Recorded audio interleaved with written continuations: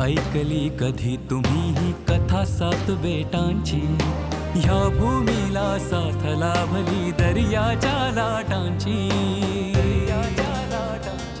कोणी म्हणे माया नगरी, कोणी मुंबई माता.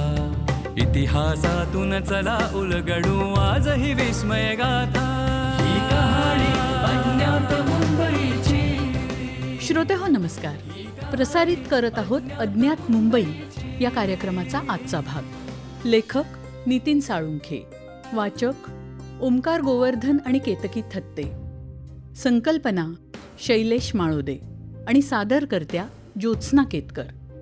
आज ऐकूया मुंबईच्या गोदीतल्या स्फोटाच्या गोष्टीचा 11वा भाग. दुसरं महायुद्ध सुरू होतं. अगदी निकरावर आलं होतं. अशा परिस्थितीत झाल्या परिस्थितीमधून मार्ग काढणं आवश्यक होतं. स्फोट झाल्याच्या अगदी दुसऱ्या दिवसापासून सैन्यानं गोदीचा ताबा घेतला आणि जे जे नष्ट झालं होतं ते नव्यानं उभारण्याचं कार्य जोमानं सुरू केलं. सतत 6 महिने अविश्रांत कष्ट करून व्हिक्टोरिया आणि प्रिन्सेस गोदीचं कामकाज पूर्वपदावर आणलं गेलं. गोदीत झालेल्या ह्या स्फोटाची आठवण म्हणून स्फोटामुळे उंच आकाशात उडालेल्या सोन्याच्या विटा गोदीपासून 2-1 किलोमीटर्स अंतरावरच्या घरांची छपरं फाडून घरात पडल्याचं आवर्जून सांगितलं जातं. अगदी त्या दिवशी सोन्याचा पाऊस पडला असं त्याचं वर्णन केलं जातं. पण ती अतिशयोक्ती आहे. 14 एप्रिल 1944 रोजी स्फोट झाल्यापासून पुढच्या 4 दिवसांच्या मराठी वर्तमानपत्रातल्या बातम्यांमध्ये केवळ एक बातमी पारशाच्या घरात पडलेल्या सोन्याबाबतीत आहे. पेटत्या कापसाचा आणि तप्त लोखंडाच्या तुकड्यांचा वर्षाव अनेक इमारतींवर झाल्यामुळं त्या अग्निवर्षावात अनेक चाळींना आगी लागून मुंबईकर दगावल्याच्या अथवा बेघर झाल्याच्या मात्र अनेक बातम्या आहेत. सोन्याचा साठा होता तो जहाजावरच्या 2 नंबरच्या कप्प्यात अगदी तळाला. त्यावर स्फोटकांवर कापूस आणि त्याच्यावर भंगारचे तुकडे अशी रचना होती. शिवाय सोनं प्रथम लाकडांच्या पेट्यांमध्ये भरून त्या पेट्या मजबूत पोलादी आवरणात सीलबंद केल्या गेल्या होत्या. त्यामुळे स्फोट झाल्यावर काही पेट्या उघडल्या जाऊन काही सोनं उडालंही असेल, पण बाकी सोनं मात्र त्याच्या वर ठेवलेल्या स्फोटकांच्या धमाक्यामुळे समुद्राच्या तळात खोलवर रुतून पडलं असण्याचीच शक्यता जास्त. त्याला पुष्टी देणारी बातमी सन 2009च्या द डेली मिरर ह्या मुंबईच्या वृत्तपत्रात आली होती. फेब्रुवारी महिन्यात व्हिक्टोरिया डॉकमधील गाळ काढण्याचं काम सुरू असताना गाळ काढणाऱ्या कमाल खान नावाच्या कामगाराला त्याने उपसलेल्या गाळात 100 आणि 50 ग्रॅम वजनाची सोन्याची 2 बिस्किटं सापडली होती. ती त्याने पोलिसांच्या ताब्यात दिली होती. त्या बिस्किटांची तपासणी केली असता ती 1944च्या स्फोटातली असल्याचं सिद्ध झालं होतं. कुणास ठाऊक या स्फोटातलं असं कित्येक किलो सोनं व्हिक्टोरिया आणि प्रिन्सेस डॉकच्या समुद्रात अजूनही रुतून बसलेलं असेल. काही न फुटलेले बॉम्बही असतील. कुणास ठाऊक.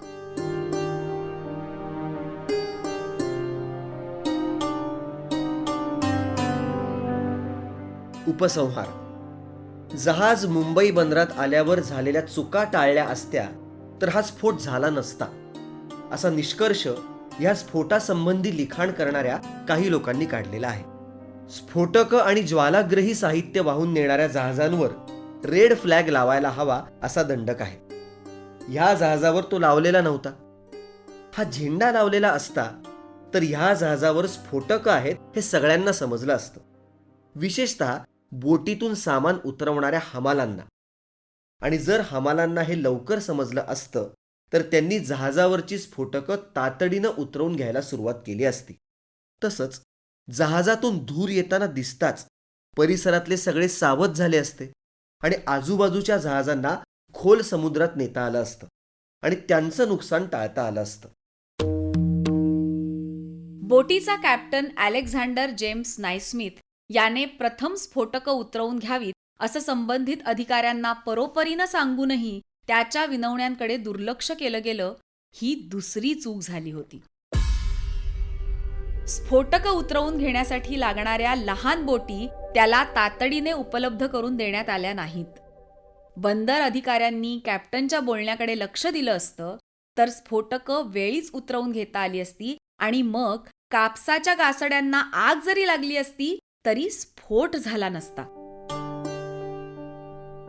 जहाजाचा चीफ इंजिनियर अलेक्सला इंजिन दुरुस्तीसाठी परवानगी देण्यात आली होती. वास्तविक जहाजावरची स्फोटकं उतरवून होईपर्यंत जहाजाचं इंजिन खोलण्याची त्याला परवानगी देण्याची आवश्यकता नव्हती. जर जहाजाचं इंजिन कार्यरत असतं तर जहाजातून धूर येताना दिसताच जहाज दूर समुद्रात सहज नेता आलं असतं, किंवा जरी स्फोट झाला असता तरी झालेली वित्त आणि जीवितहानी टाळता आली असती, किंवा तिची तीव्रता बरीच क्षीण करता आली असती. ही चौथी गंभीर चूक झाली होती. बोटीवर सामान ठेवण्यासाठी असलेला कप्पा नंबर 1 आणि 2 यांना डेकवर जोडणारा एक चिंचोळा मार्ग होता. हा मार्ग तसा जा-ये करण्यासाठी फारसा वापरात नव्हता. बोटीवर असणाऱ्या किंवा बंदरात थांबल्यानंतर कुणाला सिगरेट ओढण्याची तलफ आल्यास ती भागवण्यासाठी हा आडोसा अतिशय योग्य होता. याची कॅप्टन नायस्मिथ आणि बोटीवरच्या इतर अधिकाऱ्यांना कल्पना होती. म्हणून त्यांनी त्या गँगवेमध्ये no smoking, smoking strictly prohibited अशी मोठ्या अक्षरातली पोस्टर्स लावली असावीत. पण त्या इशाऱ्यांकडे दुर्लक्ष करून बंदरात जहाज उभं असताना सामान उतरवण्यासाठी आलेल्या कुणीतरी दुपारच्या जेवणानंतर तिथे विडी शिलगावली असावी आणि विडी ओढून झाल्यानंतर पेटती विडी चुकून तिथेच टाकली असावी. त्यामुळे कापसाच्या एखाद्या गासडीने पेट घेतला असावा आणि मग पुढचा सगळा अनर्थ ओढावला असावा असा अंदाज चौकशीत काढला गेला.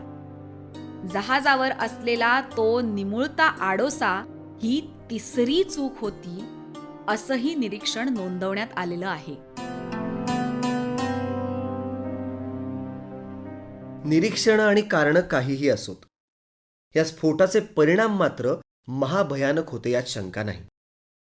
जीवितहानी आणि वित्तहानी तर झालीच, पण गोदी परिसरात राहणाऱ्या सर्वसामान्य लोकांच्या जगण्याचं संवेदनच ह्या स्फोटानं काही काळ बदलून टाकलं हे मात्र निश्चित. आणि श्रोते हो, ही होती मुंबईच्या गोदीतल्या स्फोटाची विलक्षण गोष्ट.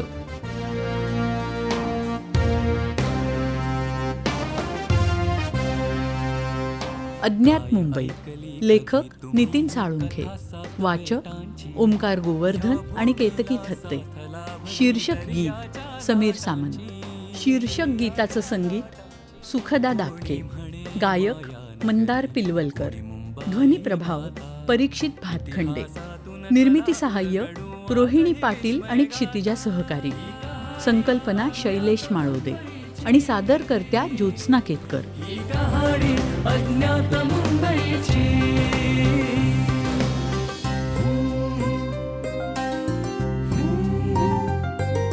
बेटगाव अन नगर शहर ते महानगर बनताना कधी कुणी यन कधी कुणी कसे कष्टले ही मुंबई घडताना.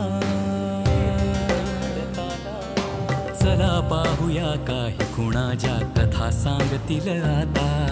इतिहासातून चला उलगडू आजही विस्मय गाथा. ही कहाणी